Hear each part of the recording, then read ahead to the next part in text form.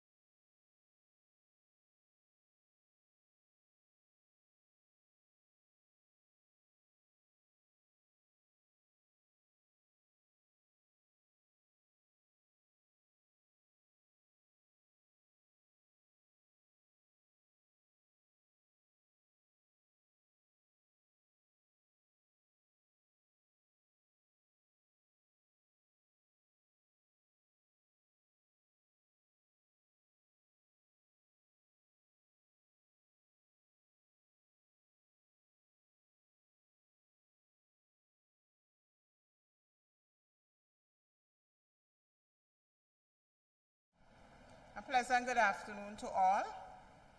And we want to welcome all here this afternoon. I would like to call the meeting to order, the session to order. So we'd like to take our seats, put our cell phone on vibrate as we go into this occasion. We want to remember the COVID protocol because we want to protect ourselves and our neighbors. It is my esteemed privilege here at this auspicious, momentous, and historical occasion to introduce the chairperson. The chairperson here is homegrown, a daughter of the soil, daughter of Mr. and Mrs. Laurel Thomas. She's currently pursuing her master's in law. So I know she will take us through this occasion with alacrity. So it is my esteemed privilege to welcome, ladies and gentlemen, put your hands together for Ms. Gemma Thomas, our chairperson.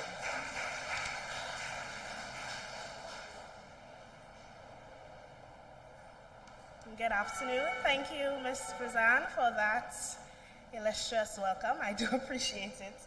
I would like to first begin by asking Jehovah's blessing on this event. So if everyone can just bow their heads. We're not going to ask to stand.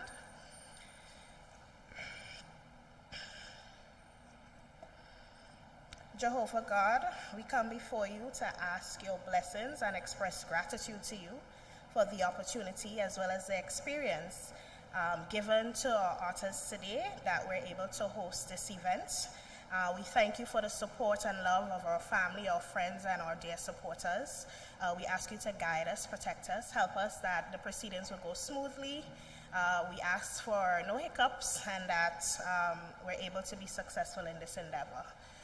We pray your blessings upon our family, our loved ones, and we make this prayer in the name of your Son, Jesus Christ. Amen. So it is my absolute honor to be here today to host this event for you. I'd like to take this opportunity to welcome everyone.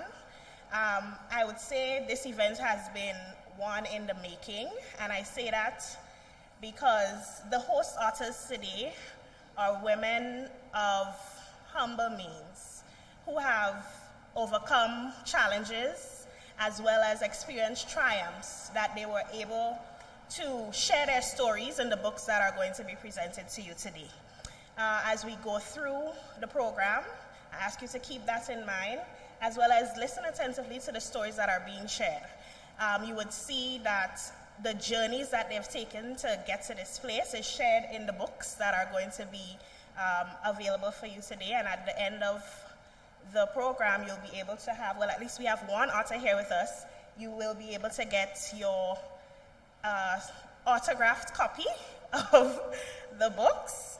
I don't want to keep too long, so I would start by welcoming our first speaker.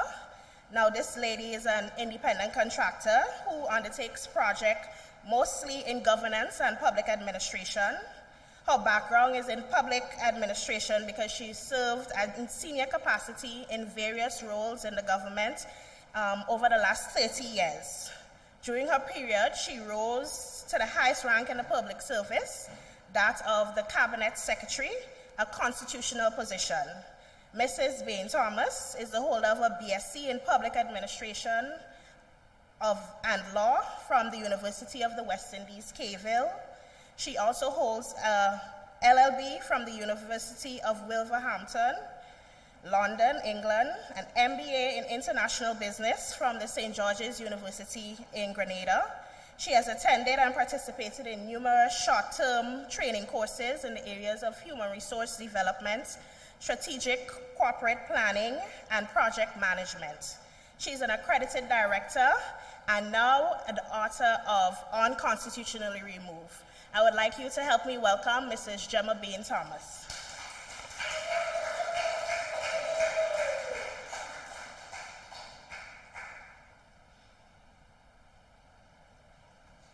Thank you very much, Madam Chairperson, for that rousing introduction.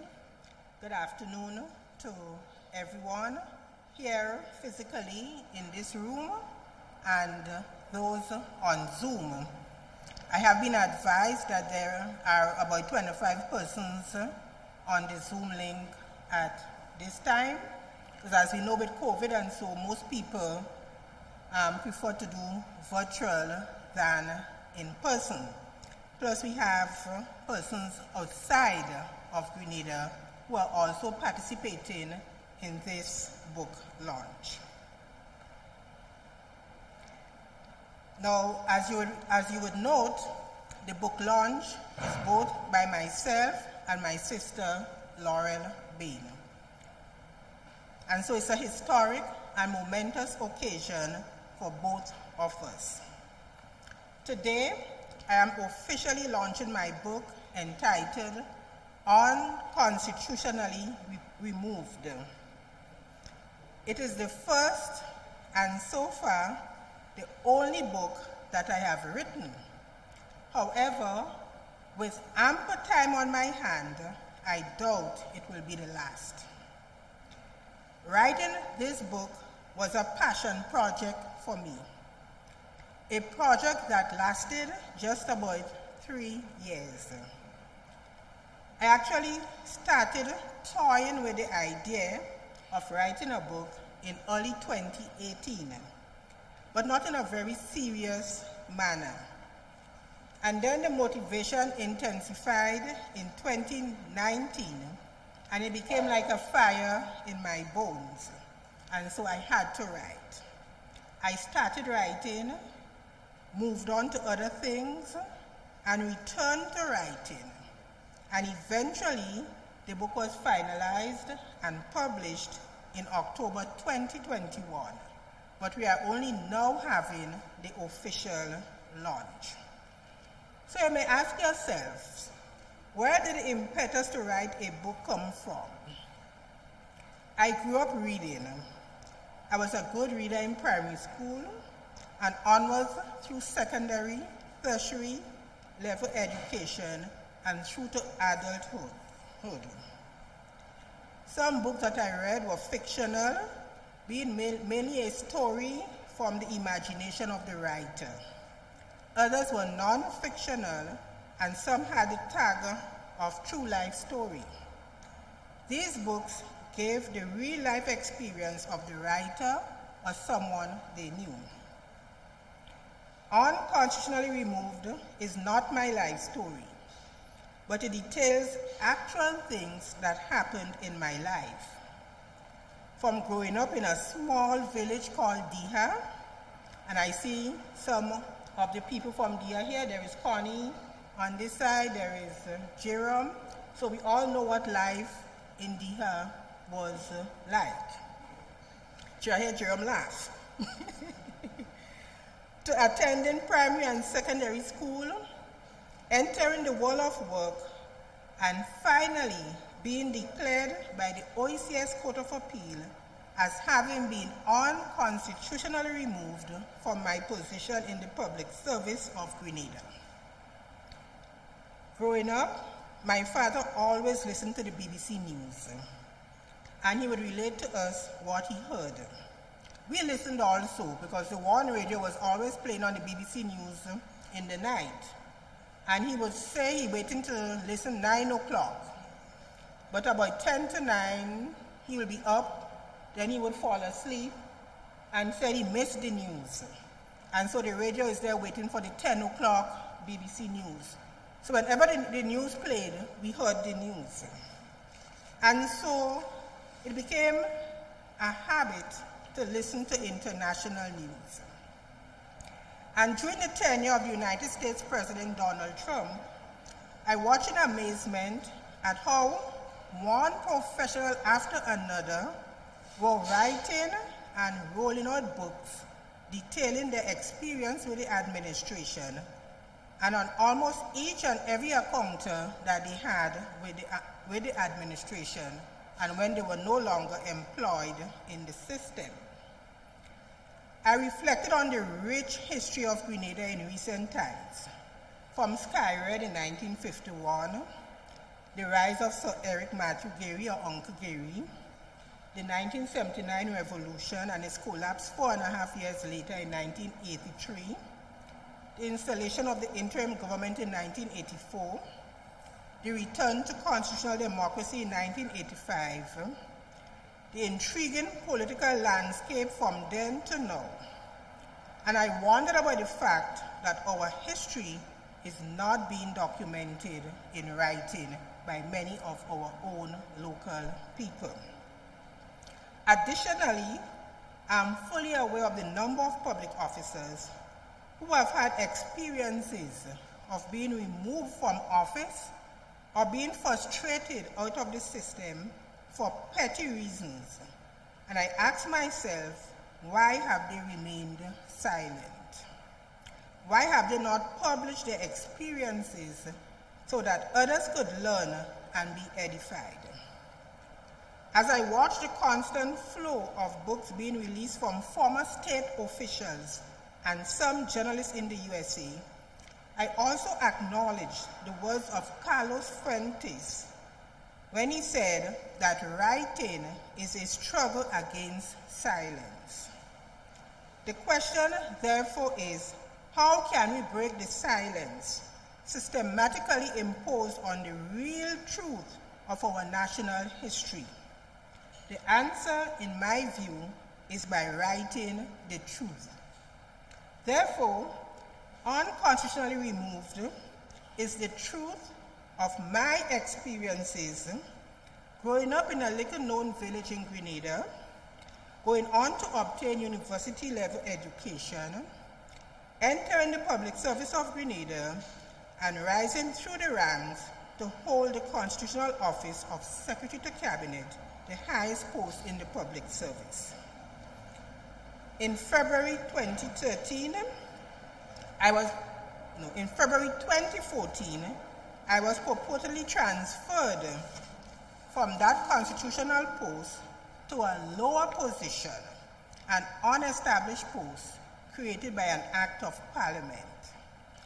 Thereupon, I was forced to pursue legal actions to establish the unconstitutionality of my purported transfer. The period February 2014 to September 2017 were very interesting as my attorney at law, now High Court Judge Mr. Rohan Phillip, and I navigated the twists and turns within the legal system. My purported transfer was ultimately deemed by the OECS Court of Appeal as a removal in an unconstitutional manner from the public service of Grenada. The court deemed that my purported transfer to the post of executive director, which was a lesser position, amounted to a demotion and an unconstitutional removal from office. My improper transfer was not a brand new occurrence within the public service of Grenada.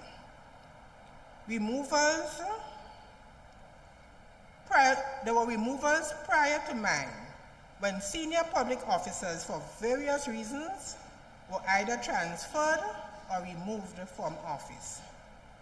These were sometimes accompanied by instances of open disregard for rules, regulations, and the Constitution by institutions established to uphold them, resulting in a broken public management system and the loss of qualified and competent public officers, some of whom had given years of dedicated service to the people of Grenada.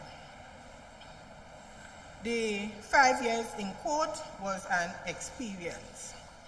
I recall my attorney and I agonizing about how to handle a precedent, a judgment arising from St. Vincent that was used to anchor the actions of the state in my matter. We knew the judgment from that case was wrong, but we were not confident that we were going to get the Court of Appeal to overturn a decision of its former Chief Justice. And so we had to maneuver our way through this. But we were successful, and we argued our case in December 2016, And it was not until September 2017 that we got a decision from the Court of Appeal. And in that decision, the court stated that one of its roles was to correct wrongly decided precedents. And the court agreed that the former Chief Justice erred in his decision and it overturned that precedent.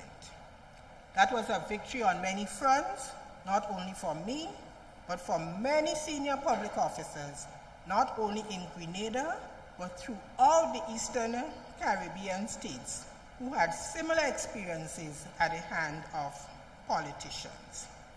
And so that formed the basis for me writing on constitutionally removed.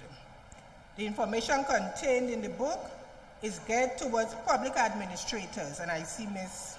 Marshall there, students of government, public policy, management, legal and paralegal students, and citizens in general, to enable them to appreciate the primacy of the Constitution in public management.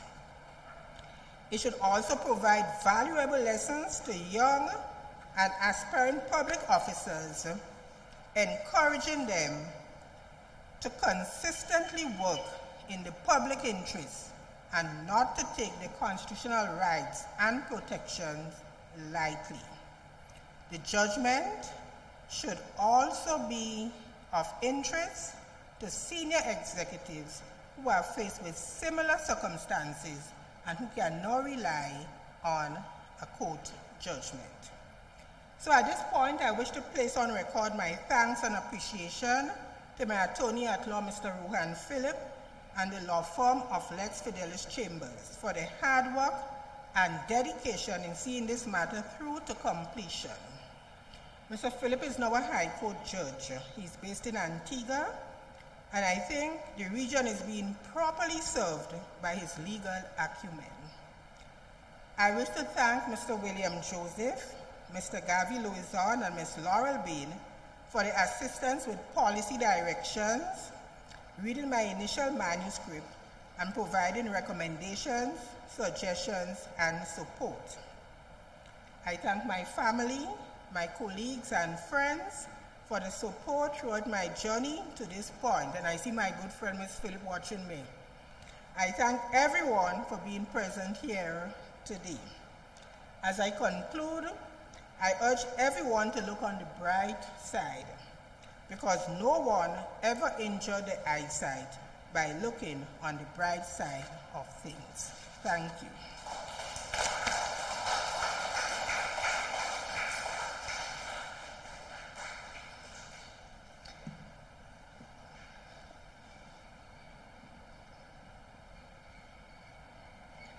Thank you, Mrs. Bain Thomas, for that detailed account of your experience, your challenge, and your triumph in your court proceedings.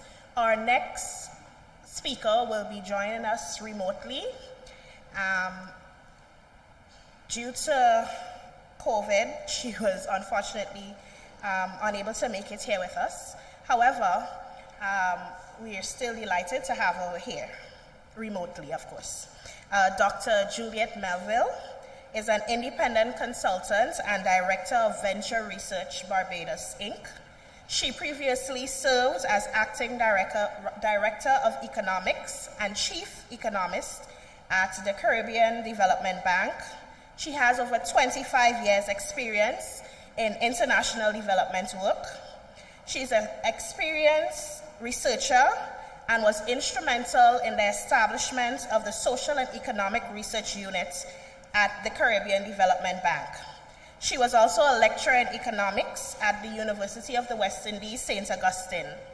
Dr. Melville holds a BSc in economics, along with an MSc in economics and a PhD in economics, and has undertaken various professional development activities, including training in executive leadership, negotiation skills, scenario planning, managing for development effectiveness, microeconomic management, and fiscal policy issues, along with project cycle management, among others. Please join me as we welcome remotely Dr. Juliet Melville.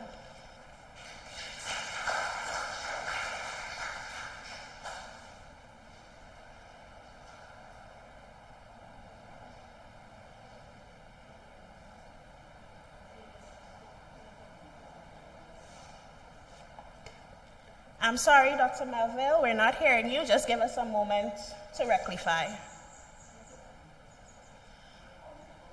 Oh, no, it's not your fault. It's my fault. I did not unmute myself. So, yes, sorry about that. Good afternoon, everyone.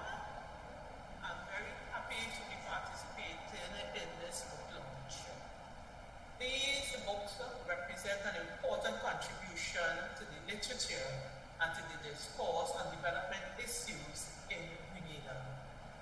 These books, and I refer to the three books that are being launched this afternoon, are intended to bring perceived weighty subject matters within the reach of the average citizen.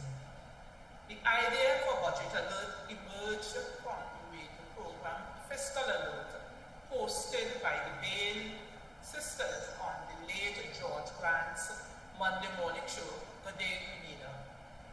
Laurel Bain, Gemma Thomas, and Dr. Janice Bain used the platform of Grenada broadcast to air a weekly program that sought to explain complex and topical development issues to the average listeners. The emphasis was on informing, explaining, and educating the public about important development concepts and issues in simple, straightforward language. That program was premised on the strong conviction articulated by Laurel that knowledge is power, experience is the greatest teacher. The program drew on the knowledge and experience of the presenters to discuss fiscal policies and other economic and social issues pertinent to Grenada. George embraced Fiscal Alert as it sought to bring the business of government closer to the people by improving their understanding of government policies and measures in a straightforward and simple manner, and in his own words, described the program as an eye-opener. Many ordinary Grenadians also found the program informative and an eye-opener. The program ran from October 2019 until March 2020. With the untimely passing of George, Fiscal Alert came to an abrupt end prematurely. Subsequently, Laurel and I undertook some capacity building work on the budget and the budget process with civil society organizations in Grenada to prepare them to engage meaningfully in the upcoming 2020 budget exercise. The level of enthusiasm and keenness of the participants to understand more about the budget process and fiscal policy in general confirmed that there was need for the type of engagement with the public on government policies that was started in Fiscal Alert on George Grant's Good Day Grenada program. Laurel conceptualized the idea of Budget Alert to respond to this need. Budget Alert is dedicated to the memory of George Grant and the role he played.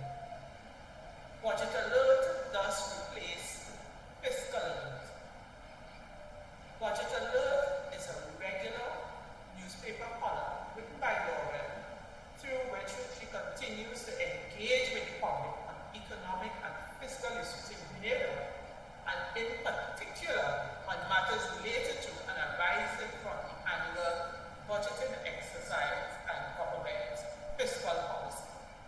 The book being launched today represents the compilation of the Budget Alert articles published between 2019 and 2021. But before I say more about the content of Budget Alert, let me just mention something about the motivation for Budget Alert and what it hopes to achieve. Much of government activities and operations are very obscure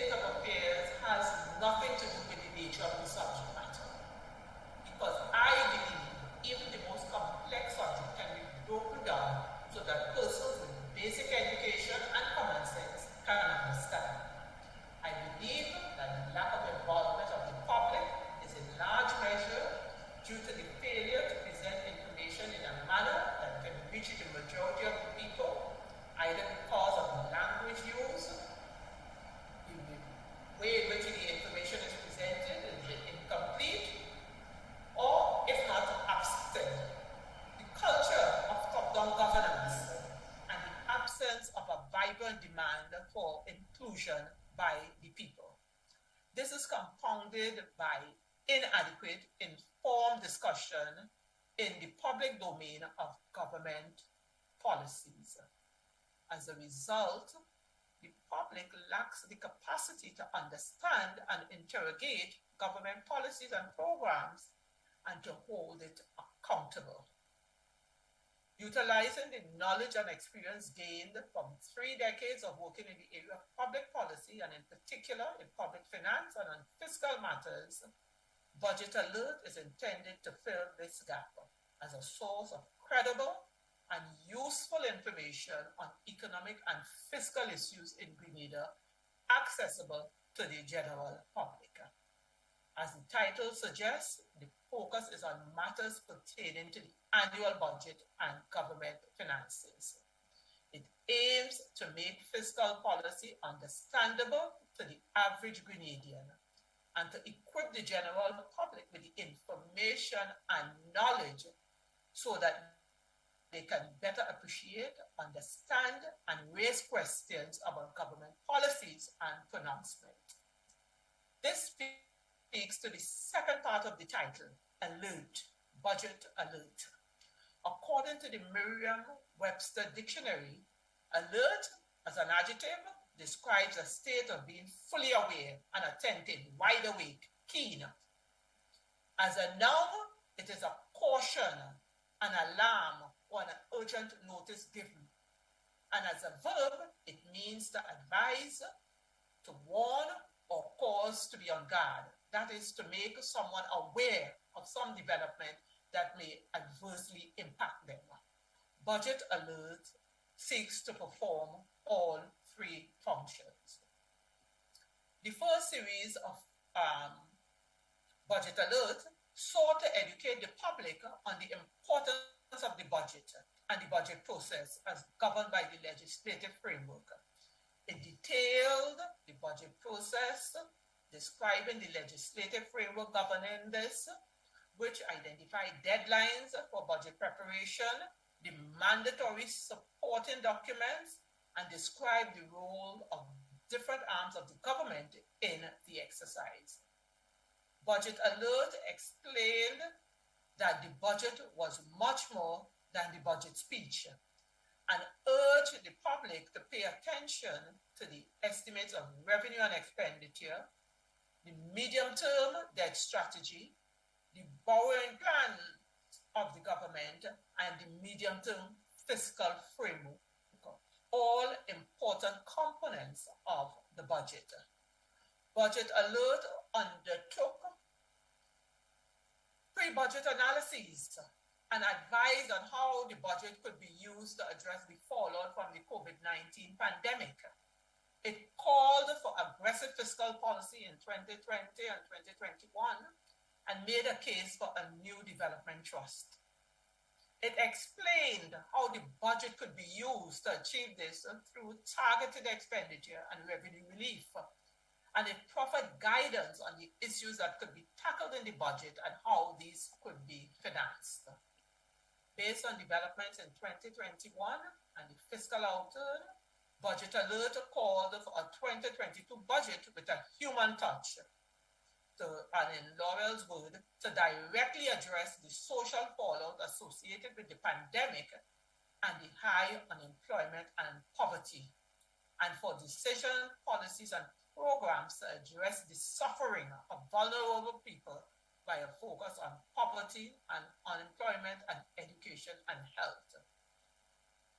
Budget Alert warned of the need to reorient government expenditure towards the long-term development and transformation of the country as COVID-19 revealed the weakness of the foundation of the economy, and it pointed to how this could be achieved.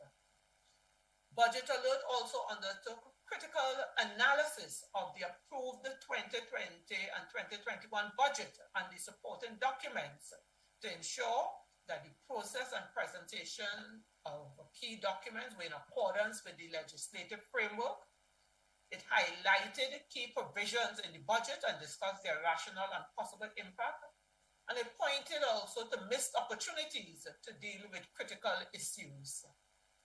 Budget Alert flagged the areas which needed more timely, reliable, and comprehensive information to improve fiscal transparency and the management of government operations. So, for example, it spoke about the inadequate details on the financing of government operations and on the social situation in Grenada, in particular on unemployment, poverty, and other social indicators. It made recommendations for improving the quality and the usefulness of the budget document, such as the estimates of revenue and expenditure. And importantly, it flagged the lack of transparency surrounding the operation of the National Transformation Fund and the absence of reporting on this fund, and the inconsistent use of the term grant to refer to the financing of capital expenditure from this source. But Budget Alert also tackled issues that were of significant public interest and of national importance, such as the national debt. Budget Alert made a case for effective debt management in a high debt environment and identified the need to strengthen the institutional arrangement as defined by the Debt Management Act. It identified the need for greater comprehensiveness in the reporting on debt to include not only central government debt, but all state-owned enterprises debt, judgment debt, and other debt contracted by the states. And importantly, it called for engagement with the public in a transparent and honest way about the national debt. Over 4 articles, Budget Alert tried to unravel the apparent mystery surrounding the repurchase of the WRB shares from Grenada, examining whether the transaction was consistent with the legislative requirements and how the transaction was financed. The latter still remains unanswered.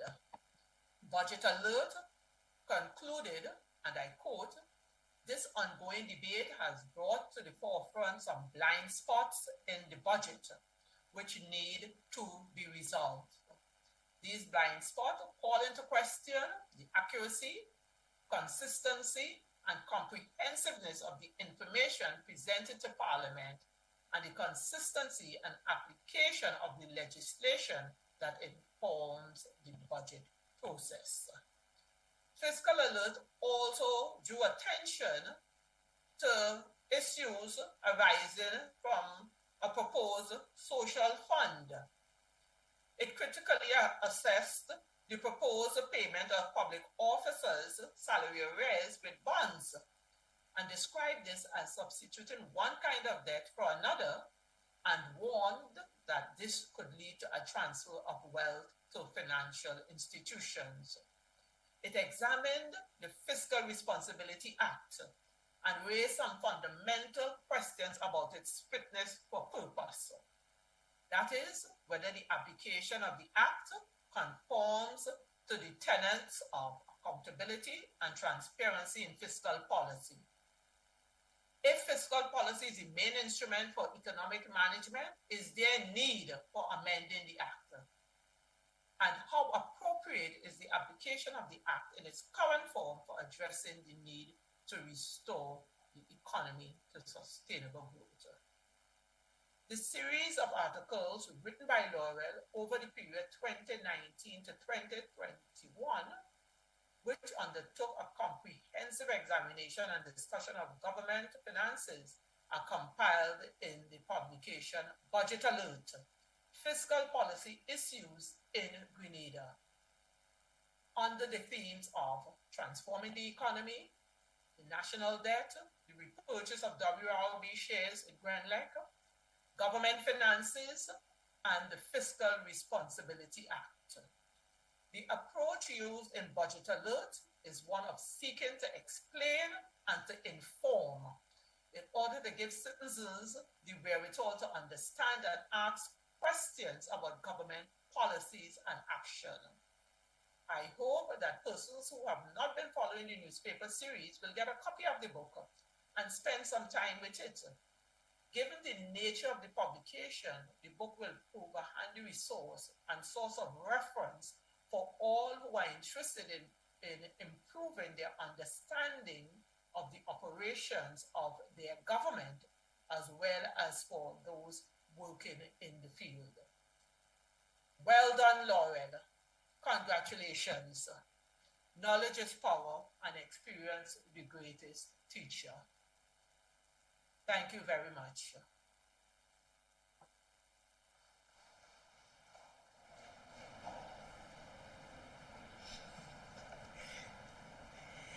Thank you so much, Dr. Melville, for that explicit informing of budget alert as well as fiscal policy. The book is available today, and attendees can get a copy at the end of the program. We now want to welcome the author herself, Miss Laurel Bain. She is a former employee of the Eastern Caribbean Central Bank, where she served in various positions, including that of Deputy Director in the Research Department, Senior Director of the Statistics Department, Advisor in the Governor's Office, and Senior Director in the Strategic Planning and Projects Department in the Governor's Office. Ms. Bain has over 25 years of central banking experience and has undertaken considerable research on economic and fiscal policy. Ms. Bain holds a Bachelor's of Science and Master's of Science degrees in economics from the University of the West Indies, Trinidad and Tobago. And she is an accredited director and author of 4 books, including those that were presented by Dr. Melville, being Fiscal Policy in the Eastern Caribbean Currency Union, Evolution, Challenges and Opportunities, which will be available today as well. Please welcome Ms. Laurel Bain, who is joining us remotely.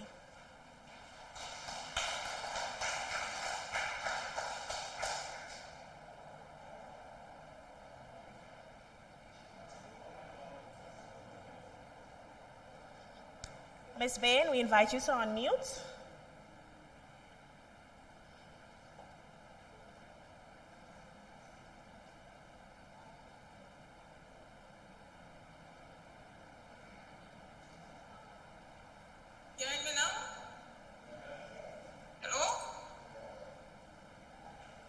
Proceed. We're hearing you clearly.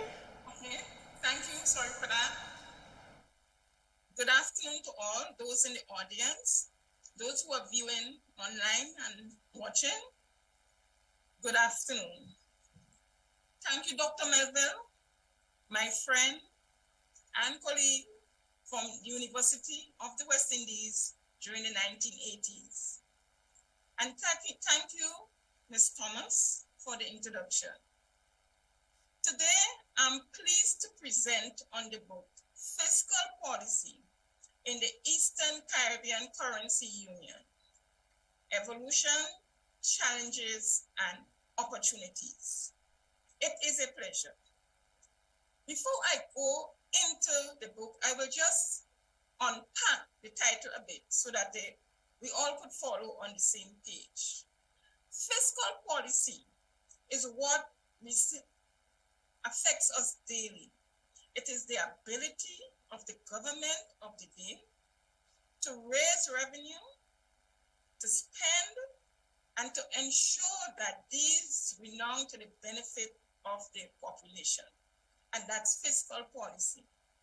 Then we have the Eastern Caribbean Currency Union, and here it covers 8 countries, namely Anguilla, Antigua and Barbuda, Dominica, Grenada, Montserrat, St. Kitts and Nevis, St. Lucia, and St. Vincent and the Grenadines.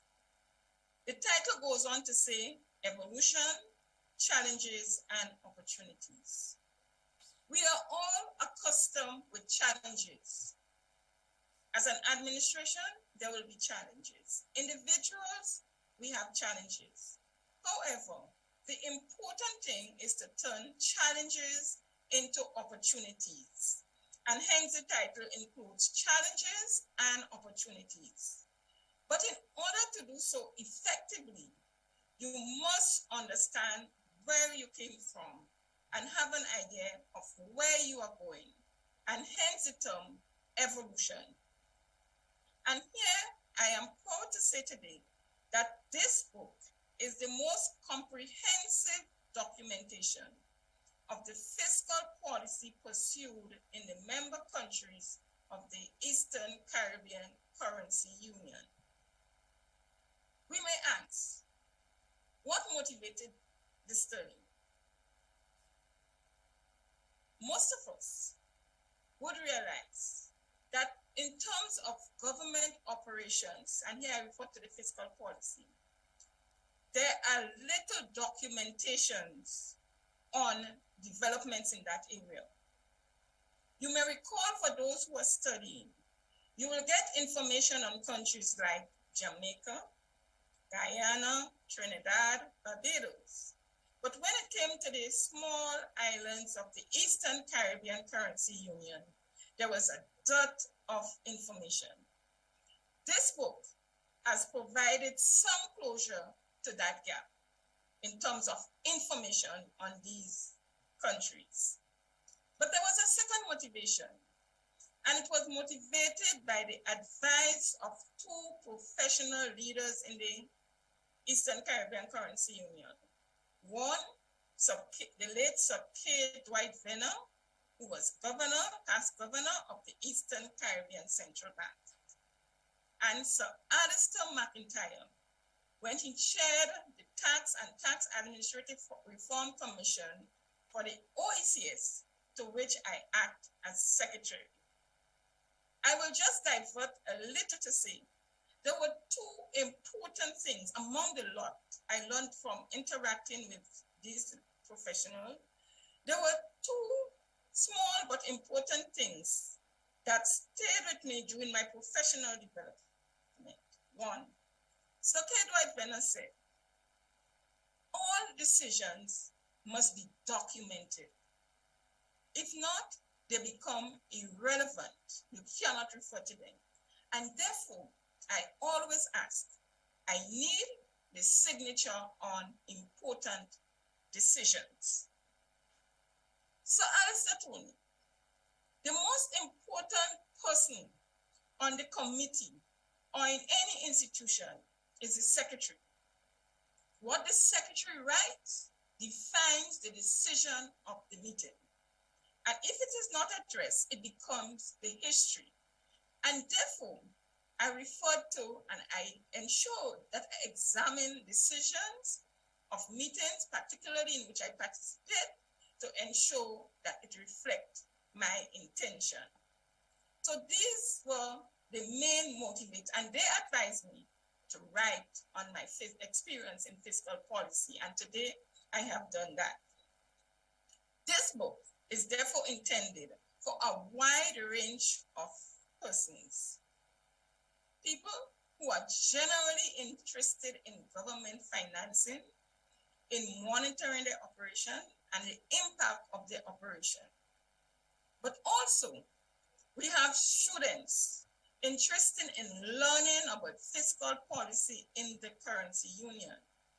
The academics, the professional researchers, and also the practitioners could benefit from the reading of the book, Fiscal Policy in the Eastern Caribbean Currency Union, Evolution, Challenges, and Opportunities. I will take some time now just to highlight briefly some of the main thrusts of the book, but I know you will take your time and read the book in detail. As the theme suggests, the book is anchored in our evolution, and it brings us to a dividing period in our development. We started from a point where our economies had no domestic economic management, no domestic financial system, and no domestic fiscal operation. we were guided externally as we were colonies. We were devoid of these policies. However, there was a dividing line. And the dividing line came in the 1940s and 50s, particularly after a report on the countries suggests that these economies, and I have mentioned the economies already, the conditions were deplorable.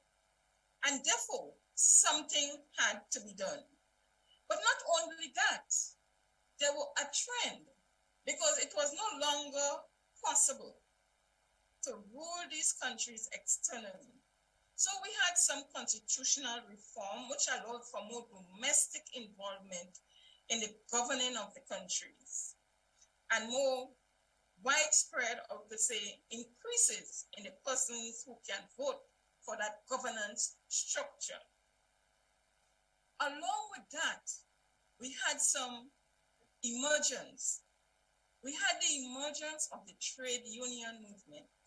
And in our case, in the case of Grenada, we know of the Grenada Mental and Manual Trade Union, led by the late Sir Eric Gary. Along with the trade unions, we also had governments emerging, and these were mainly labor-focused government. So for example, we had Montserrat Labour Party, Dominica Labour Party, and in the case of Grenada, we had the Grenada United Labour Party. How does fiscal policy come in? These governments took it on to focus on improving the social and economic conditions of the population. I describe in the book, the approach was structured. They were not prepared to go with the routine activities, but to engage in activity that will transform lives. In terms of fiscal policy, they had to raise revenue, spend in order to effect that focus. Unfortunately, the economies were not able individually to generate enough revenue, so they continued to depend on the British government for aid. So our fiscal management was still mostly directed externally. And that is that period, and I could classify that period between the 1950s and 1960s as we see how we evolved in terms of the fiscal policy. But things were changing, and we were going and gaining independence. I call that the independent era. And that is where the challenge of fiscal policy in these islands became more pronounced. By 1967, we gained associated statehood, where the countries were responsible for the domestic affairs. But in the 70s, we gained independence, and these countries were responsible for all their affairs. The governments had to use fiscal policy in order to raise revenue, spend, and ensure that the expenditure benefit the population. So the 1970s were one of independent fiscal policy. But what happened? The challenge was recognized that one of our fundamental difficulties is that we were small economies. Today, our population ranged from 5,000 in Montserrat to about 186,000 in St. Lucia. That challenge was recognized. Attempts were taken to resolve that problem through our integration process, CARICOM, and the Organization of Eastern Caribbean States. However, it was the independent period, and countries pursued independent fiscal policies. There were some developments, particularly in countries like Antigua, St. Kitts and Nevis, and Grenada, where at that point they thought that the personal income tax was a burden. We abolished the personal income tax, and so that individuals could use the resources to finance their expenditure. In that case, the government was saying, let individuals play an important role in the development or the investment in the economies. There were results, and I will allow you to read these in the book. But I will just highlight into that period also in the 80s, when Grenada pursued two diverse fiscal policies.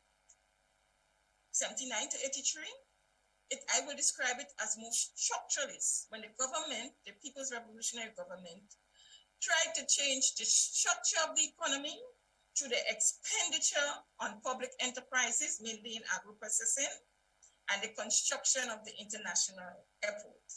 But that was drastically changed in the latter part of the 80s, in 1986, when the government decided to pursue a more private sector-oriented strategy, abolish personal income tax, and resulting into more a private initiated strategy. What happened during that period? Number one, the IMF became active in these countries, particularly in the 1970s in Grenada and in Dominica. Also, our dependence on grant financing fell, and we had to depend on our own resources. The result, debt management, as countries began to contract debt. And this is what brings us to the 1990s until 2000 and about 14.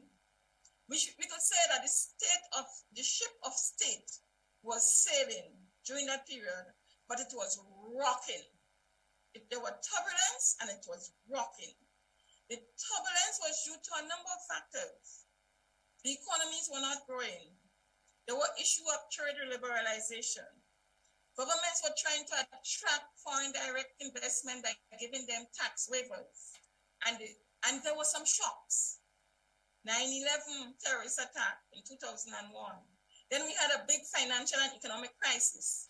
The ship of the state was rocking, and it rocked until 2014. And the book explained, goes through each of these years to show you how that ship of state rocked, but it persists.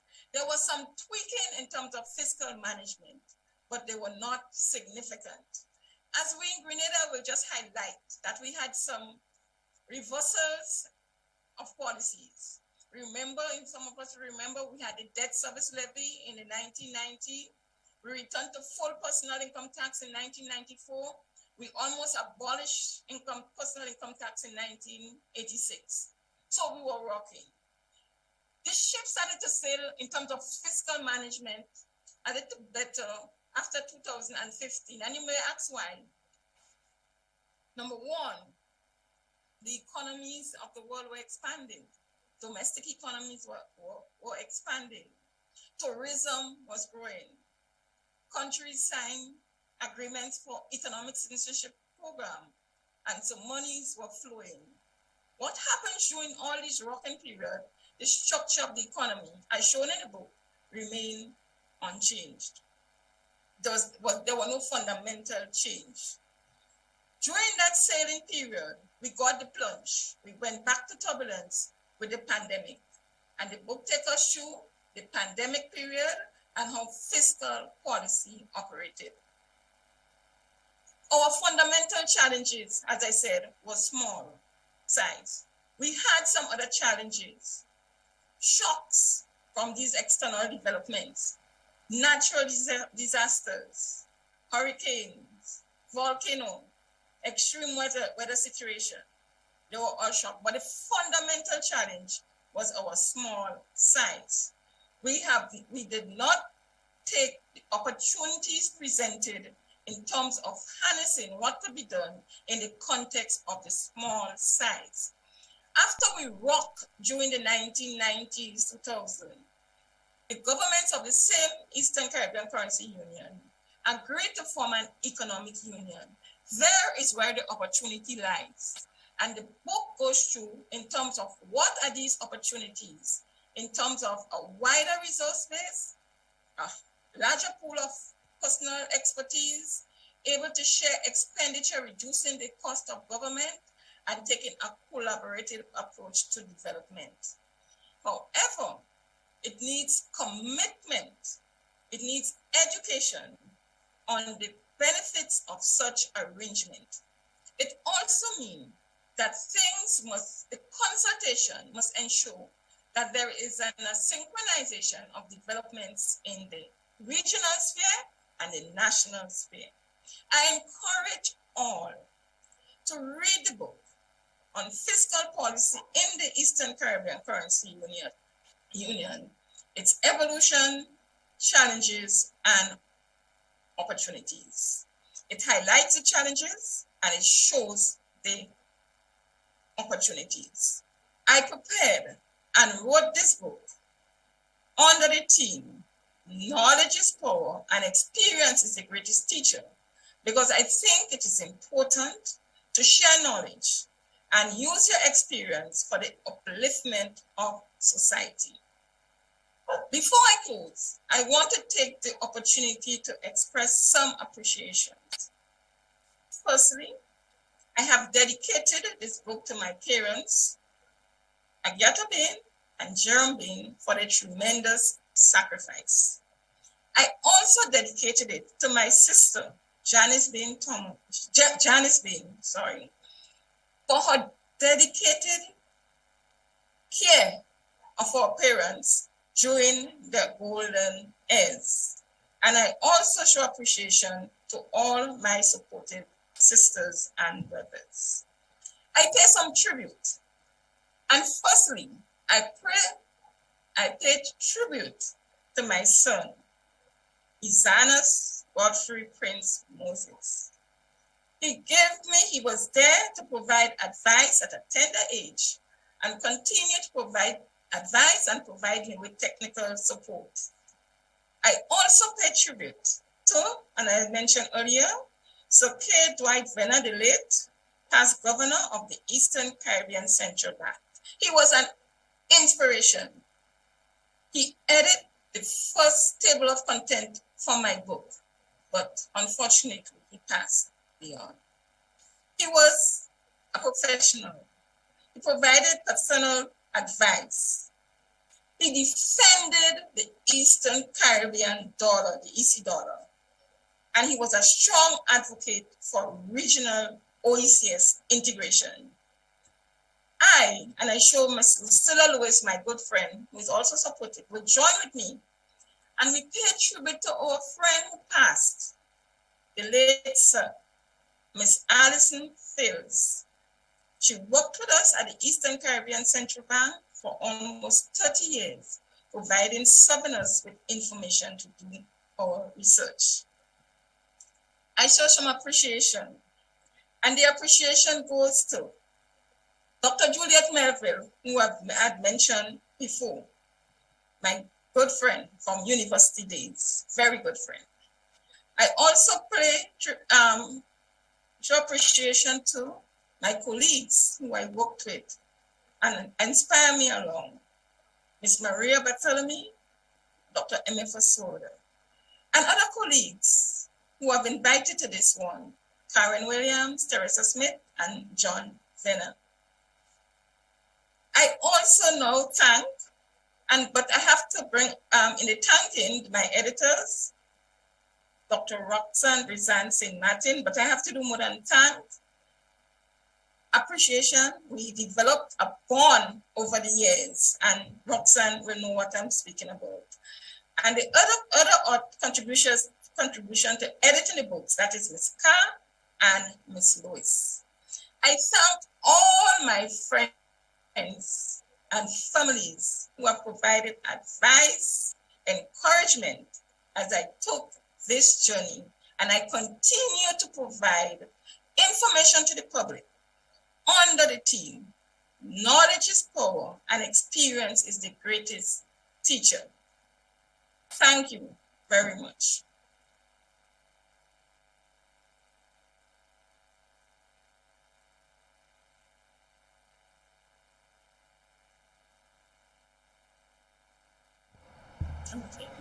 Thank you, Ms. Laurel Bain, and thank you to all of the speakers. We appreciate your detailing of both your journey writing the books, as well as for Dr. Melvin, your experiences reading, and thank you for sharing. We now want to change the pace of things as we welcome performance by Rita and Randy Augustine. If you can turn your attention this way and enjoy the performance.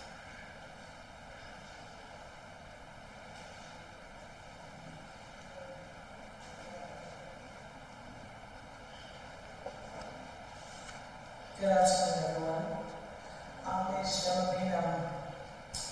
I think this is the second time seeing you in person when I shoot all the time.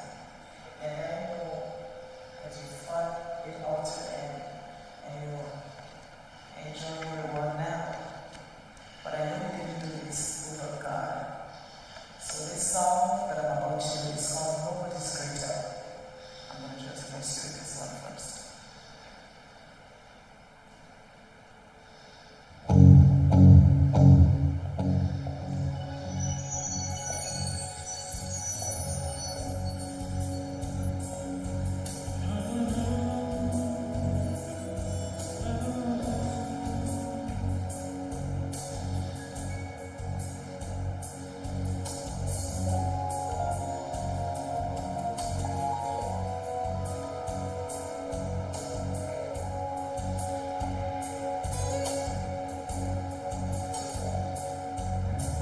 Climb to the highest mountain, look all around, couldn't find nobody.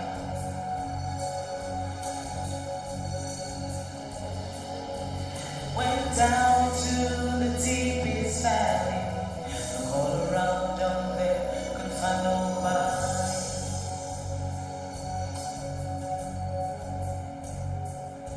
I went across the deep blue sea, couldn't find to compare to your grace, your love, your mercy.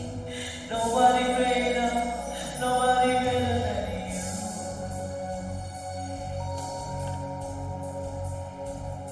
I said, Shalom, couldn't find nobody. I looked high and low, still couldn't find nobody. Nobody greater, Lord, nobody greater than you.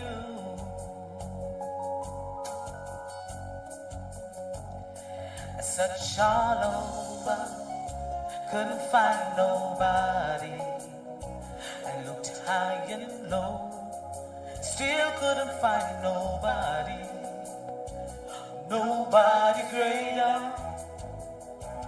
Nobody greater, Lord, nobody greater than you.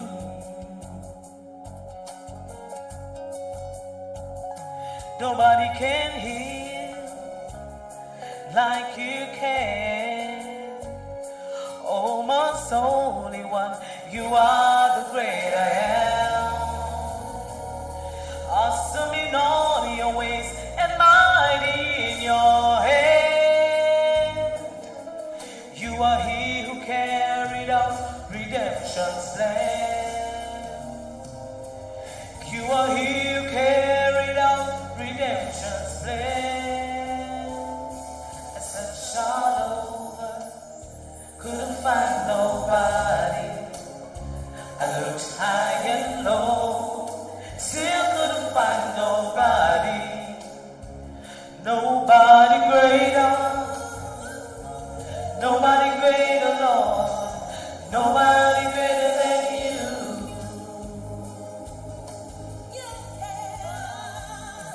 Such a lover, couldn't find nobody. Still couldn't find nobody. Nobody greater, Lord, nobody greater than you.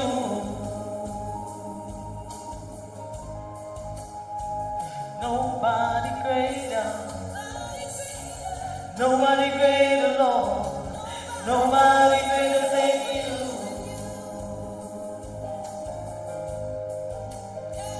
Nobody greater, Lord, nobody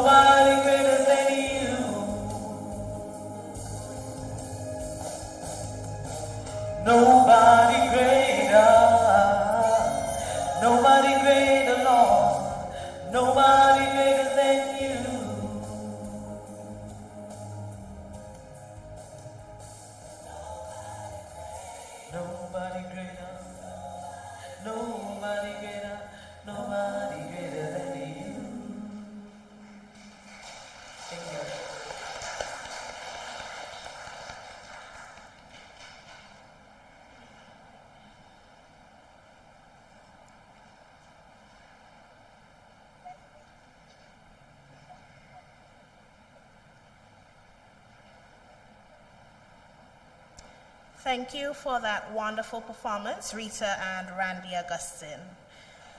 We now want to draw attention to our feature address speaker. She holds a BSc in Economics, Masters of Science in Economics with distinction, a PhD in Economics with high commendation. She is an economics lecturer and research consultant at the University of the West Indies, St. Augustine. She is a trained health, accounting, project management, and advocacy and capacity building, which she has executed in a number of Caribbean countries. She currently lectures in microeconomics, macroeconomics, social economics, methods of economic investigation, economic planning, fiscal policy and economic development, and health economics at the University of the West Indies. She was scheduled to join us remotely. However, she decided to make the attendance in person to present first. Please help me welcome Dr. Brizan St. Martin.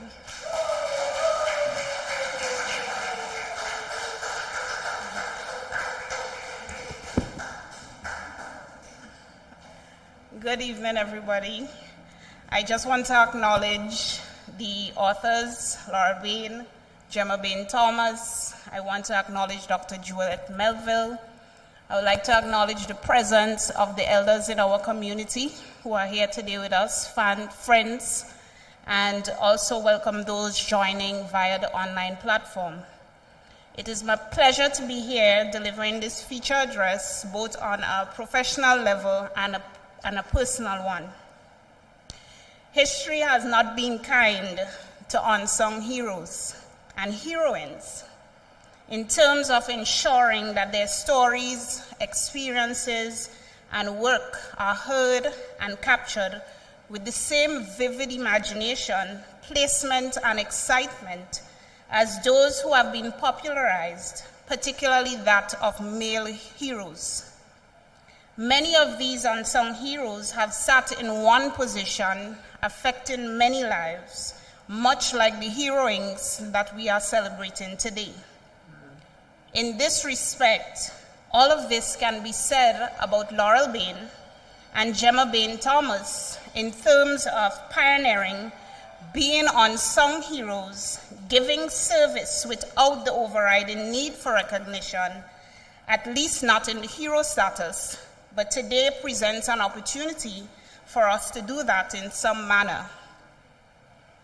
These unsung heroes are captured in a quote by Haile Selassie, which states that throughout history, it has been the inaction of those who have acted, the indifference of those who should have known better, the silence of the voice of justice when it mattered most, that has made it possible for evil to triumph. Through these books being launched today, the authors have challenged the status quo in terms of what is sometimes accepted as good governance. The writings, these address good governance from two different angles, one from public administration and the other from economics. According to the United Nations, good governance differs from governance and reflects processes and institutions which produce results that meet the needs of society while making the best use of resources at their disposal. It is measured by 8 factors of participation, rule of law, transparency, responsiveness, consensus-oriented, equity and inclusiveness, effectiveness and efficiency, along with accountability. The book Unconstitutionally Removed by Gemma Thomas, through her personal account, challenged political expediency and essentially advocated for good governance to be the precedent rather than the anomaly. Following the rule of law, or more so, having a strong rule of law, ensures accountability, stability, and access to justice for all, leads to respect for human rights, and reduces corruption. It requires independent and impartial judiciary that promotes fairness and ensures transparent, timely resolution of disputes, clear, written, and accessible laws, and creates certainty and enforceability of legal rights. Therefore, when the rule of law is weak, it leads to social degradation, a pathological phenomenon.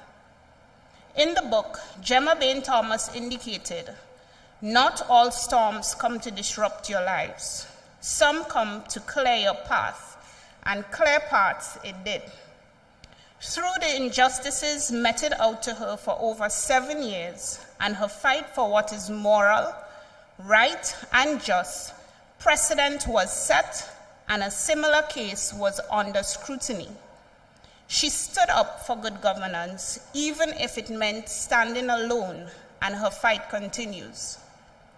Through the books Budget Alert, Fiscal Policy Issue in Grenada, and Fiscal Policy in the Eastern Caribbean Currency Union, Evolution, Challenges, and Opportunities, Laurel Bain uses her experience and expertise to educate the public on issues surrounding and affecting their daily lives.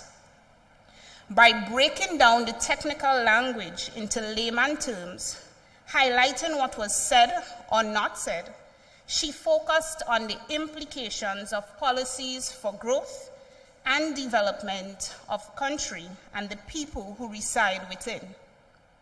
The writings of these books are closely linked to the characteristics or the key characteristics of governance, good governance, and represents the need for participation, transparency, responsiveness, and accountability in the budgeting process and in the general execution of fiscal policy. In her writings, she highlights why the issue of fiscal policy is important. She said, "Fiscal policy will continue to be the most important policy instrument for stabilizing the economies, addressing income disparity and unemployment, and placing the economies on the path of development and transformation. These are all issues plaguing our countries and region by extension. Again, if this is not addressed, it would lead to social degradation, a pathological phenomenon. In many instances, budgets are devised and delivered with no consultations with or from the people it is meant to serve, nor is it in a language they understand. Transparency requires that citizens understand and have access to the means and manner in which decisions are made. Participation requires representation, particularly for the most vulnerable in our societies, along with freedom of association and expression. This is essential, particularly for developing countries such as ours, as a means of improving performance, accountability of bureaucracies, and improving social justice. Budgets and fiscal policy should be responsive to the stakeholders, ensuring that their voices are heard, considered, and acted upon. That is meaningful discourse and broad representation. Policies enacted as such should reflect a deep understanding of the social space and environment, which means things like history, culture, and social context should be of paramount importance, particularly in examining the impact of these policies. Laurel Bain, through these writings and using her knowledge in economic, social, and administrative issues, has taken up the mantle to ensure that information surrounding these issues are provided in a reliable, credible, and understandable manner, which at the same time is also strengthening the knowledge base of the people. Through the work of these heroines here today, we recognize the vital role of citizen participation in good governance. the people, their concerns and issues should be at the center of the dialogue, which would also help strengthen public policies that are meant to serve them. It means equipping the people, empowering them to recognize and promote their own needs and rights, and more so, promoting spaces for their active participation. Therefore, for good governance to prevail, there must be, 1, accountable governance, which requires actively listening to the stakeholders or the people. Effective governance, following the principles of good governance. Ethical governance, which is based on ethical leadership. On a personal note, my parents, Francis and Lauren Brizan, had a village in raising us. And many of you here are part of that village. We would have seen me grow up from a child. Part of this village was my mother's 8 sisters. These 2 ladies here are my mother's sisters, my aunts who from a very early age were instrumental in guiding and molding us, and I would like to think of myself as a product of such. Moments of these like these are reflective, and in reflection, we find opportunities to pause, find meaning in, and sort through experiences. This was one such moment for me. The jobs and careers of my aunts always intrigued me. In my early years attending Anakin High School, one of the things I looked forward to doing was visiting Auntie Gems, as I normally call her, in her office after school. It was my constant visits to her office which led her to volunteering me to volunteer, which meant I had no choice, at the registrar's office, and I see Miss Phillip here. I just want to acknowledge Miss Phillip. Births and deaths at summertime intervals. This served 2 purposes. 1, to keep me out of trouble, and 2, to use my handwriting in a useful way. At the Ministry of Health, the department she was at the time, I got to observe her in her element with a professional, calm spirit, confident and certain in her agenda, never compromising her integrity nor belief systems.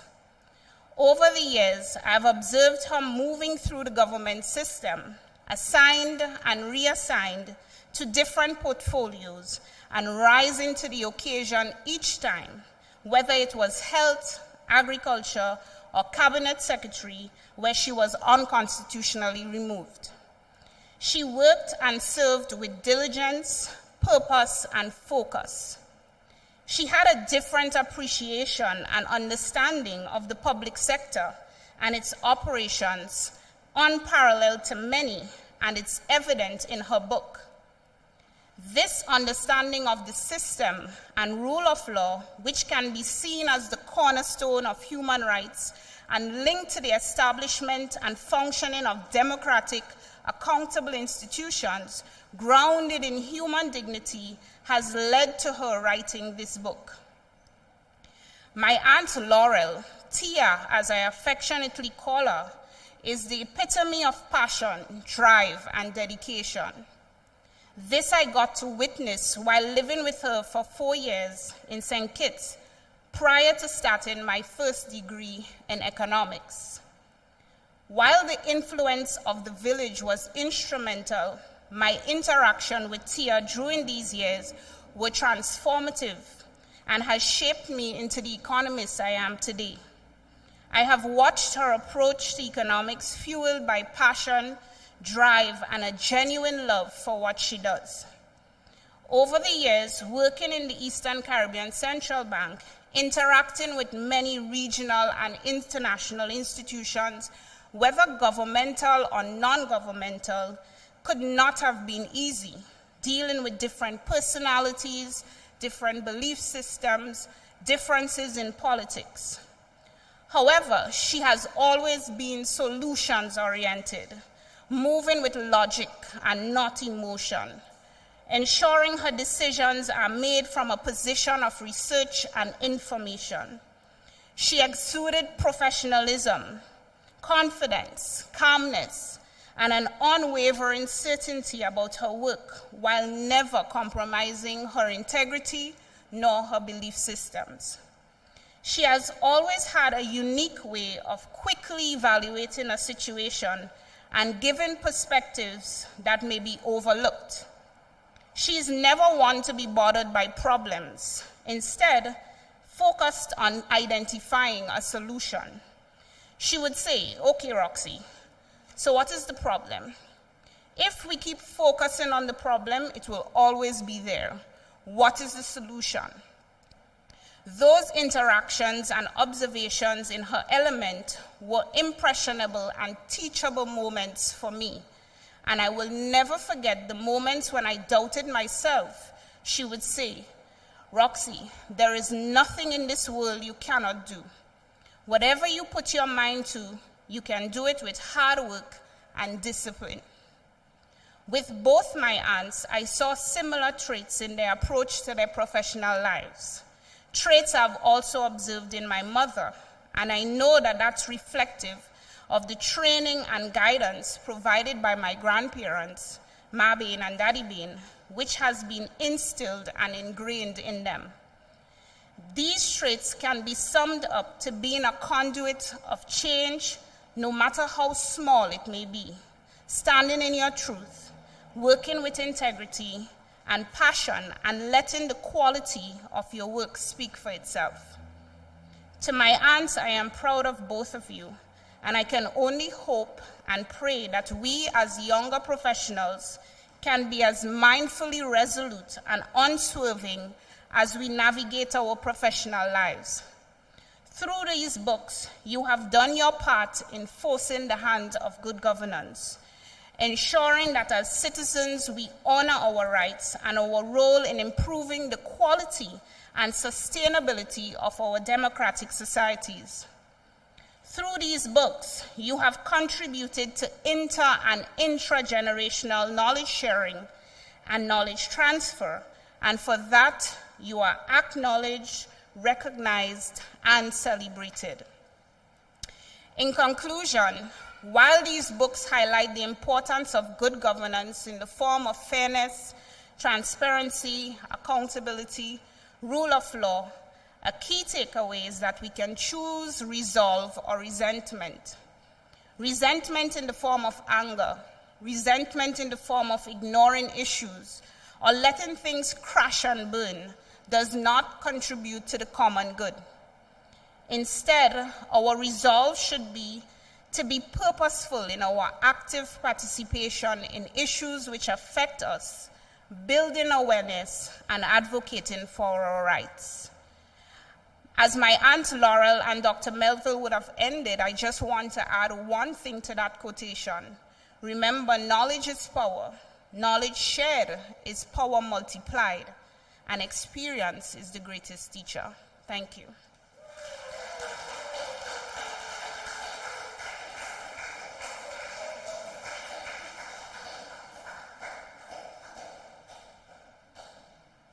Thank you, Dr. Roxanne Brizan St. Martin, for that very enjoyable speech.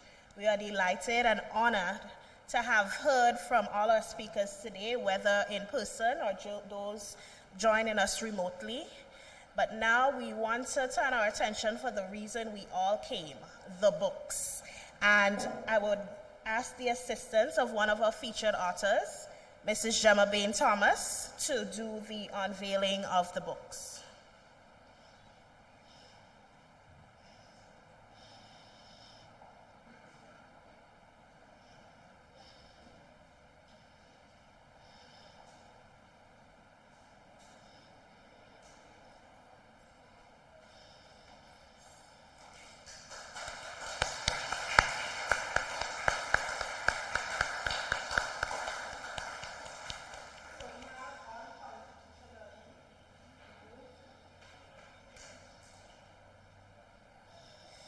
Unconstitutionally removed by Mrs. Gemma Thomas.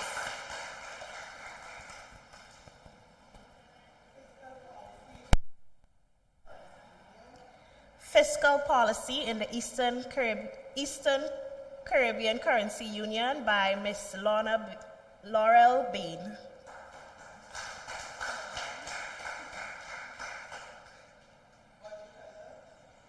Budget Alerts by Miss Laurel Bain.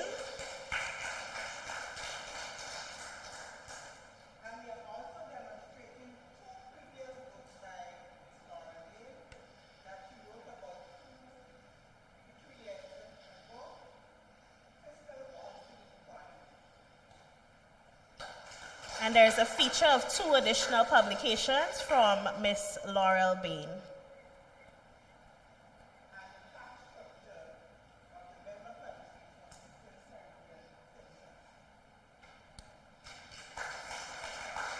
Tax Culture of Policy in the Eastern Caribbean Central Bank by Laurel Bain as well.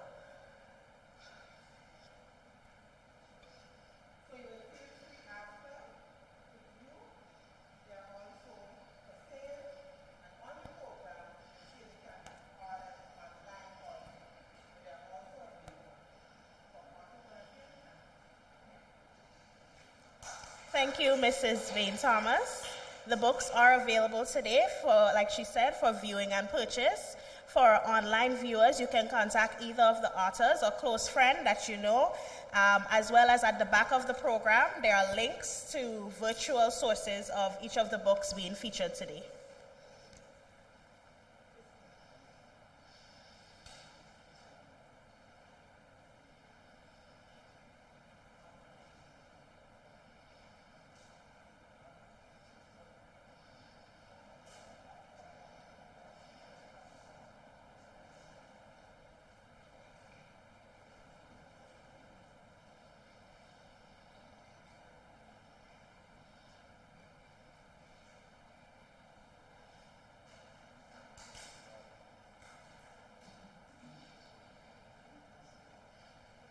Thank you again, Mrs. Bain Thomas.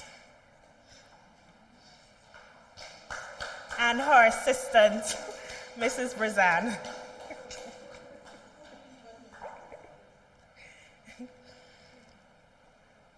We now want to welcome a few congratulatory messages from loved ones. They will be joining us remotely. First, we'd like to have Mr. Jeffrey Isaac, who would give a congratulatory message.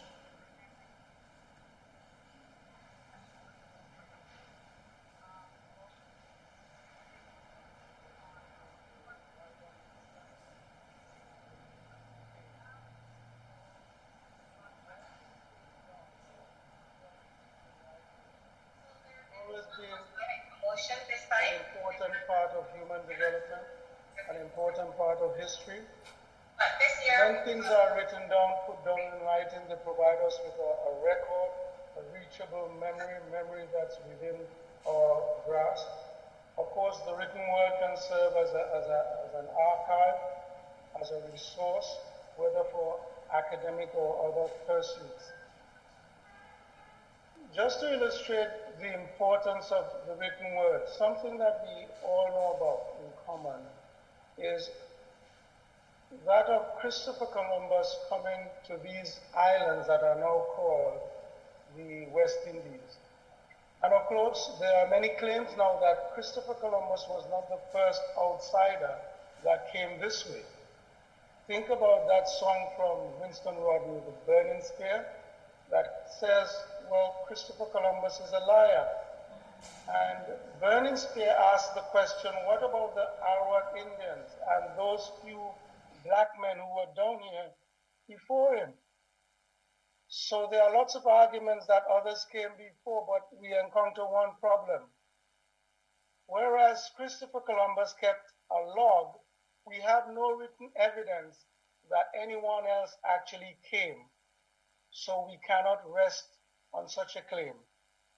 And even though we do not have the original log as written by Columbus, what we have is a copy that was made from a copy by the priest Bartholomew de las Casas. It really emphasizes why it's important to write things down, because when they are written, they can last for a very long time. So it's really worth a lot of congratulations when anyone not just put things down in writing, but they actually publish it for the benefit of others, for the benefit of the community, for the benefit of the country, for the benefit of others that would come way down the line. And so for Mrs. Gemma Thomas and Miss Laurel Bain, the congratulation has to be huge. We thank you that you have put these things down in writing, that you have made it plain, that you have provided us with a record of important things, financial matters, figures of history, politics in Grenada at a particular time, and that just as now we can refer to Columbus and his love 500 plus years later, although we would not be here 500 years down the road, others would be, and they might very well be reading your book, researching your book, getting information from your books. These almost 500 pages, we can imagine the amount of work that went into it, the amount of sacrifice. So, Sisters Bain, Laurel, and Gemma, we want to say congratulations. Most of all, we want to say thank you for not just putting it down in writing, but for making it plain. Thank you so much.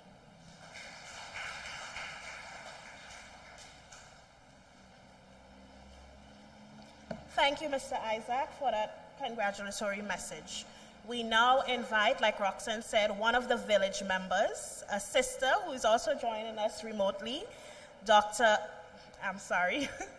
Miss Laurel Bain.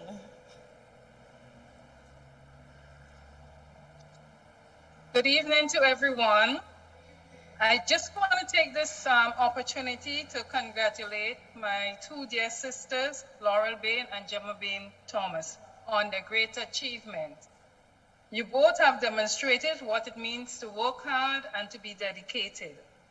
Now, most persons know the Bain sisters as being academic, through academic achievements. But I want to take a few minutes just to share a glimpse into our upbringing that resulted in us being like well-rounded individuals. Now, growing up, Laurel was known for her leadership. One of the things that we had to do when we were on vacation, we must go to the mountain. This was a rule from my dad. We had to go in the mountain and work with him. Now, it was a task going to the mountain because we did not like going to the mountain. We had to cross 6 or 7 bridges. It was a long road. But to get through this, we had a plan. We would get up early in the morning and go before the day gets hot. So Laurel would be the one to wake us up. So we would wake up, go to the mountain, and come back before the day became too hot that we couldn't tolerate the heat. Now, my mom didn't like that. She wanted us to stay in the mountain the whole day. But we were able to achieve what my dad wanted us to do and yet get back home in time. Now, another thing that Laurel was known for, we used to coordinate when we would go home, like Janice and myself and Laurel, most of the time we would go home together so that we can see one another. Now, it always happened that Janice and myself would reach first. Laurel would be coming last. Now, do you know what she would do? She would walk with her food. Imagine this, she's coming from St. Kitts, and she's coming with her macaroni pie, and she's coming with her fish. Now, why is she coming with her food? She didn't trust that Janice and I would have food ready for her at home, which was true. We were on vacation. Who wants to be in the kitchen? And even when I volunteered to make the breakfast in the morning, before I can finish clean up the breakfast, she's coming in ready to cook dinner or lunch or whatever she wants to cook. So we were grateful to have her around because we were on vacation and we did not have to worry about food. Laurel was there. Now, another highlight of our vacation was going to fish in Deha River. Now, this fishing was a competition. Laurel and myself would be on one side, Vona, Vonis, and Gemma on one side. But we always lost. Laurel and myself always lost the competition. Why? We were bigger, but we were the ones who were able to lift the stone. But the 3 of them were there ready to grab the crayfish. So in the end, we always lost the competition. But it didn't matter because when we got home, we put all together and we cooked it with green fig. So that was one of the highlights of growing up. And then Gems, you are a true gem. You know, I'm always grateful to you and my sister Lauren also, and Janice, but Janice was away, but she would always go home for the care and dedication that you gave to our mother in her final days. In fact, it was at Gemma's home that she took her last breath. And even now, if I need you to do something for me or to check something for me, you're always ready to do it. And I'm always grateful for that. So to both of you, I'm proud to be called your sisters. May both of you continue reaping the benefits of a satisfied and contented life. Congratulations.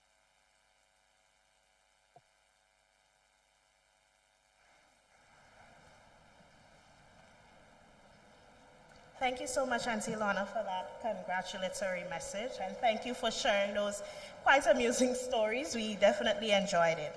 We now welcome a congratulatory message from the floor. And you can now proceed.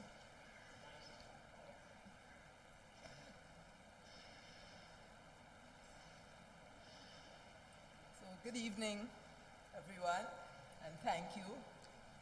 I think it would be very remiss of me to come here and not offer congratulations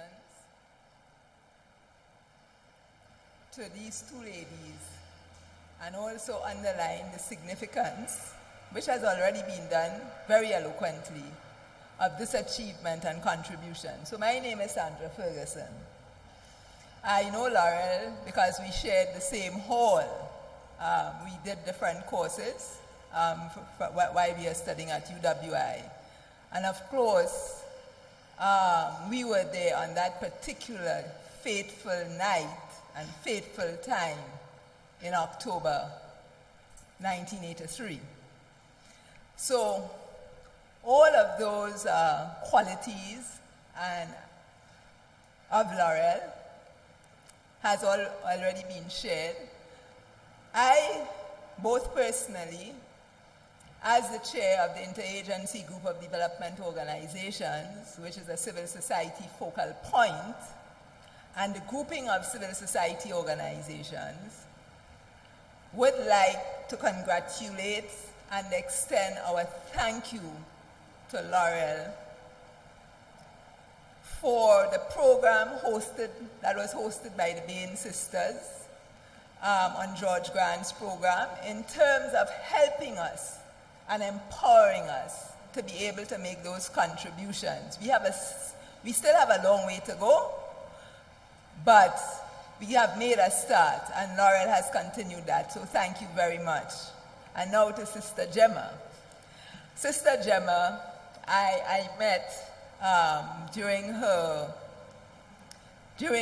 time in the public service, and she moved a number of ministries, but I particularly remember her in the Ministry of Health as PS, and it was after that difficult time of Hurricane Ivan, and of my admiration for her, and the part that she had begun to play as well in the Ministry of Agriculture when she was put there.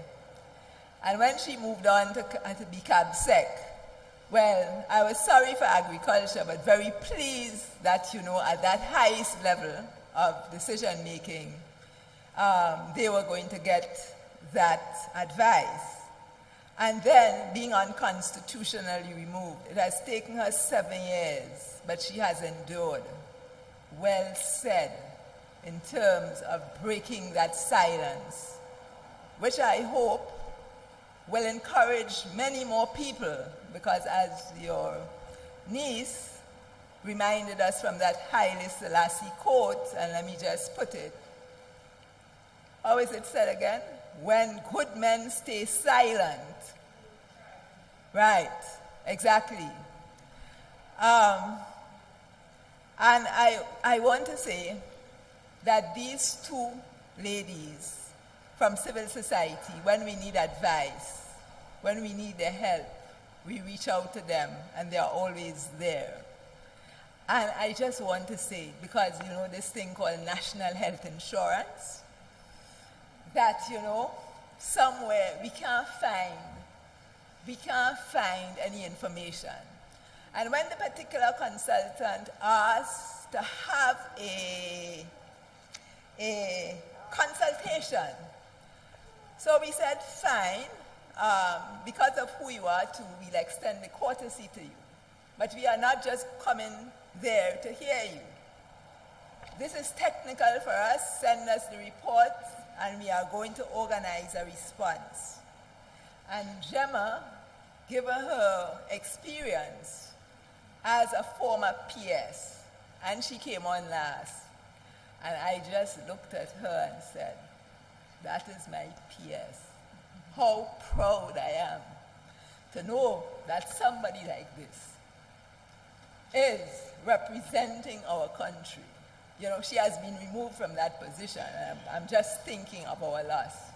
So again, I want to congratulate both sisters, to thank you for your continuing contribution to our nation, and to salute your strength, the unsung heroines, as well put by Dr. Martin. But when I listen to it, we also need to congratulate your parents, so, and the village. So thank you very much for accommodating me. Thank you, Ms. Ferguson, for those kind and supportive words. I can say, growing up in my household, your name was definitely used with shared experience from both my mom and Auntie Laurel. We invite, if there's anyone else who would like to share a message of congratulations. If not, we would proceed in, we have one person.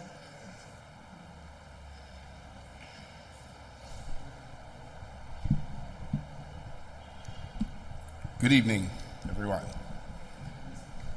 I just want to say on behalf of myself and my family, I want to extend congratulations to both Ms.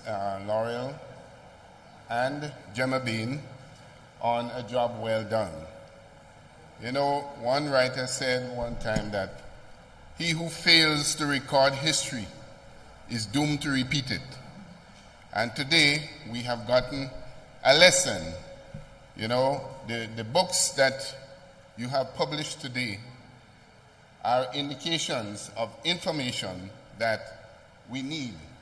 Some of us perhaps may have forgotten some of the things that happened. But, you know, when the discourse was being made, you know, there are a lot of memories that came back. As I was within the system as well, the public service. And so I have some ideas as to what went on. But we know that there are many times when you require information, there was none, and so you had to make your own information. But as we have recorded there in those books, we know that these are information that we have for a long time, so that the people who are coming thereafter will have information as they continue to do their research and to make improvements within our system. And so I want to extend congratulations to both Laurel and Gemma on a job well done. And we ask the good Lord to continue to bless you and trust that you will continue to write and write and write and give us the encouragement. Thank you.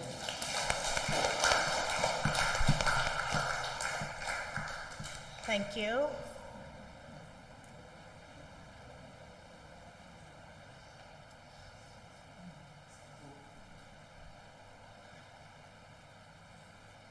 Thank you, Gemma. Good evening, ladies and gentlemen. I'll be quite brief. I want to congratulate you, Tante Gemma and Tante Laurel. As a very close member of the family, I know that Brother Bain and Bain will be pleased on your all achievements. But to get into really what I want to say is that I will stop call the program on mornings and advocate for your reinstatement or your payments after you were so unconstitutionally removed from the public service. I'm glad to know that now we have records and people throughout Grenada, Carriacou, and Petimat, they can read. So I will stop call the program and advocate and to give my disgusting ways on the way in which you are unconstitutionally removed. And as I'm saying that, I see a good cousin of mine just come in too, and I know he had similar experiences, Mr. William Thompson. Anyhow, nice to see you here. I will stop advocate. Thank Gemma, congratulations to you and Sister Laurel on the printing of these books, the authoring of these books. We will glad, and I hope people, I know for me, I will purchase one on the unconstitutionally removal. Thank you.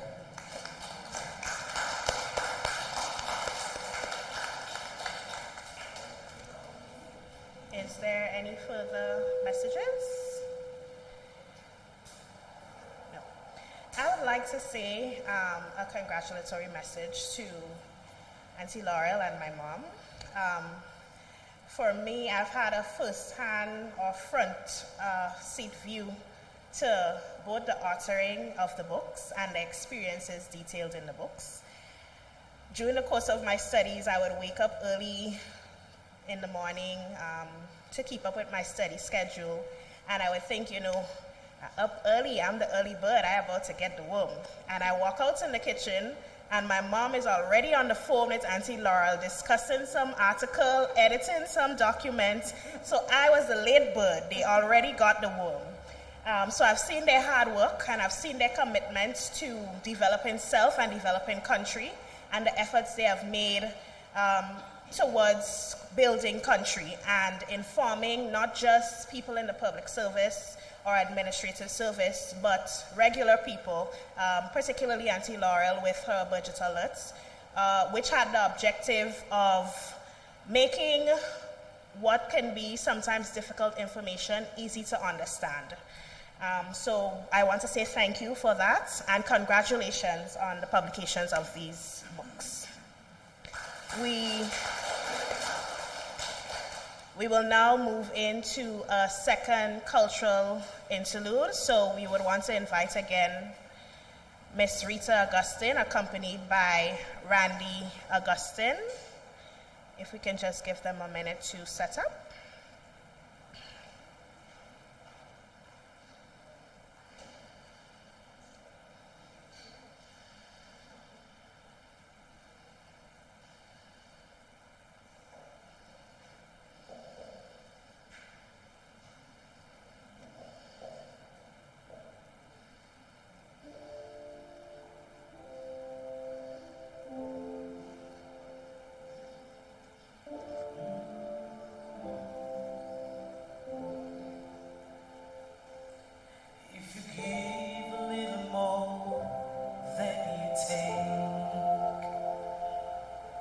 If you try to fix more than you break, if you're the kind who takes the time to help a stranger in the rain, there's a place for people like you. If you stand up for those down on their knees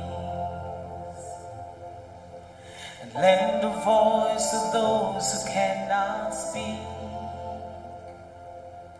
if you shine a little light, give sight to the one who lost their way, there's a place for people like you. I've heard of there's a street are made of gold. When you get there, there's a hand to hold. I believe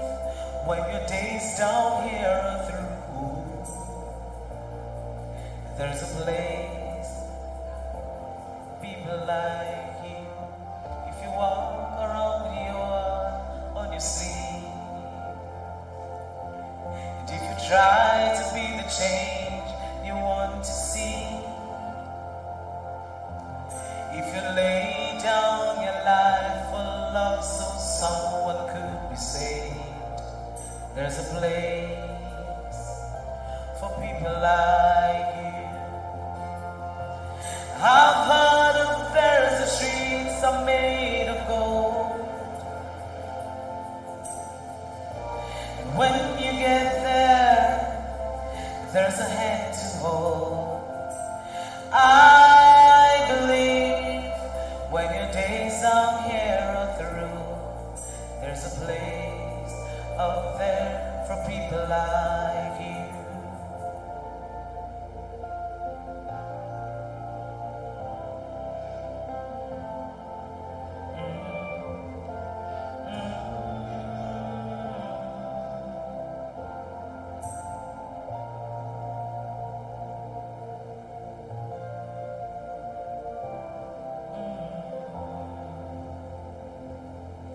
I've heard of there's the streets are made of gold.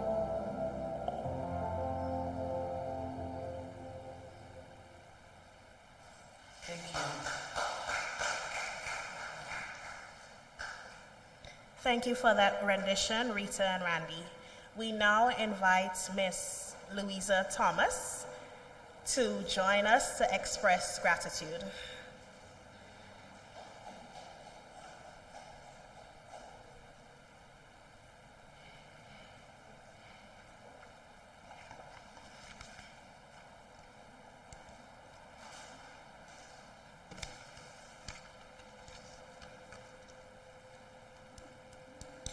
The true alchemists do not change lead into gold. They change the world into words. Words by William H. Gass. A pleasant evening to everyone. Sometimes I wish there were words other than thank you to express what our heart feels when it is overflowing with gratitude. Until then, I will stick with thank you. Dahalia, thank you for your invocation, for inviting our Heavenly Father in our presence this evening. Without him, this would not have been possible. Ms. Brizan, thanks for your introductory remarks, for setting the tone for this evening's activity. Dr. Melville, for your heartwarming remarks, I say merci beaucoup. Dr. Brizan St. Martin, on your delivery of an exemplary address, muchas gracias to you. It was a job well done. Rita and Randy Augustine, thanks for your items of entertainment. You added relish to an already appetizing meal. Thanks to Mrs. Laurel Bain Campbell, Mr. Jeffrey Isaac, Miss Sandra Ferguson, Mr. Clement Gabriel, and Mr. John Greenidge, for your messages of congratulations. They were greatly appreciated. According to Maya Angelou, there is no greater agony than bearing an untold story inside you. Tanti Gem and Laurel, thanks for relieving yourselves of this agony and telling your stories, for putting pen to paper and creating these masterpieces which brought us here this evening. I hope this is the beginning of the Bain Thomas Library. Thank you, sisters. To the organizers, decorators, media, and other logistic personnel, your contribution is greatly appreciated, and I thank you. To everyone else whose names I may not know and whose names I didn't mention, merci beaucoup. Your presence here is indicative of your interest in good literature and your support of our novel authors. Muchas gracias to everyone for being a part of this exercise. Once again, thank you.